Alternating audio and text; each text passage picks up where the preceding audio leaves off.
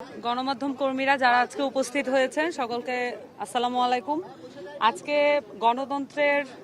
যেই আমাদের যে যাত্রা গণঅভ্যুত্থানের পরে সেটার একটা মাইলফলক আজকে, কারণ গণতন্ত্রের একটি নাম হচ্ছে বিএনপি এবং তাদেরকে আমরা স্বাগত জানাতে এসেছি এই তাদের প্রতিষ্ঠা বার্ষিকীতে।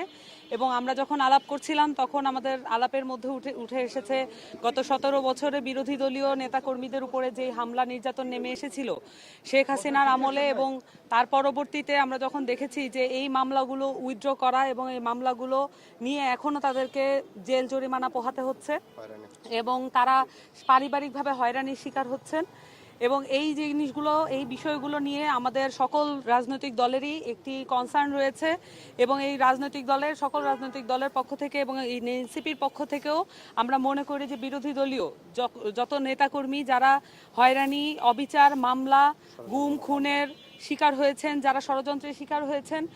তাদেরকে তাদের জায়গা থেকে আমরা প্রত্যেকটি রাজনৈতিক দলের দায়িত্ব তাদেরকে সাহায্য সহযোগিতা করা এবং এই মামলাগুলোর জায়গা থেকে তাদেরকে মুক্ত করা। এবং সেই সাথে আমরা মনে করি যে বিএনপি তাদের গণতান্ত্রিক চর্চায়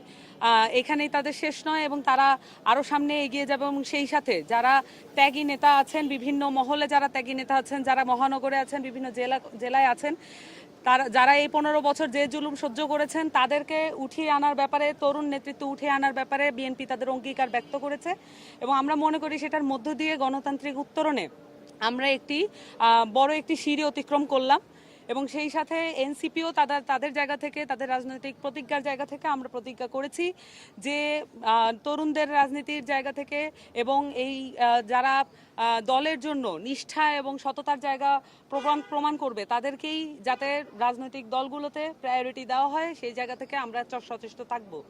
এবং সেই সাথে রাজনৈতিক দলের যে সৌহার্দ্যপূর্ণ সমাবেশ, সৌহার্দ্যপূর্ণ যে আচরণ, সেগুলো আমরা যাতে নিশ্চিত করতে পারি এবং বাংলাদেশের রাজনৈতিক সংস্কৃতিতে আগের মতো অস্ত্র এবং টাকার চেয়ে গুরুত্বপূর্ণ হয়ে উঠবে আমাদের দলগুলোর ম্যানিফেস্টো এবং ব্যক্তিগত যে আন্তরিকতা, মানুষের প্রতি কমিটমেন্ট। এই আশাবাদ আমাদের মধ্যে ব্যক্ত হয়েছে এবং এছাড়াও বাংলাদেশের ভবিষ্যৎ রাজনীতিতে ঐকমত্য কমিশনের যে গুরুত্ব, এটা আমরা দুইটি দলই অনুধাবন করেছি এবং এই বিষয়কেও আলাপ হয়েছে।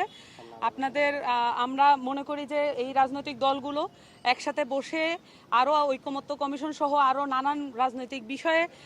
বাইলেটারাল যে কনভারসেশনগুলো সেগুলো চালু রাখবে। এবং এরকম একটা আশার মধ্যে দিয়ে আমরা